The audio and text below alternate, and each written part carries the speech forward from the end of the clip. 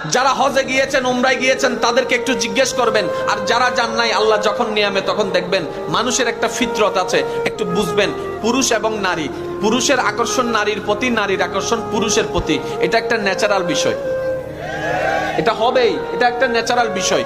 কিন্তু যখন আপনি আল্লাহর ঘর তাওয়াফ করবেন, লাব্বাইক আল্লাহুম্মা লাব্বাইক, লাব্বাইক লা শারীকা লাক লাব্বাইক, ইন্নাল হামদা ওয়ান নি'মাতা লাকা ওয়াল মুলক লা শারীকা লাক। এখানে বিভিন্ন দেশের পুরুষ আছে, বিভিন্ন দেশের নারী আছে, কত সুন্দর সুন্দর নারী আছে। কিন্তু বড় চমৎকার বিষয় কি জানেন? যখন আপনি ইহরাম পরে কিংবা ইহরাম ছাড়া তাওয়াফের মধ্যে যখন ঝুঁকে যাবেন, তখন আপনার পাশে কে নজরে পড়ে না? কোন সুন্দরী নারী নজরে পড়ে না? কার সাথে ধাক্কা লেগেছে নজরে পড়ে না? এবার আমি জিজ্ঞেস করলাম, ভাই তুমি না সেই ছেলে বাংলাদেশে যেখানে নারী দেখতা তুমি একটু কোনা চোখেও হলো তাকাইতা, আজকে তুমি এত সুন্দর সুন্দর নারী এখানে বসে আছে, তুমি তাকাচ্ছ না কেন?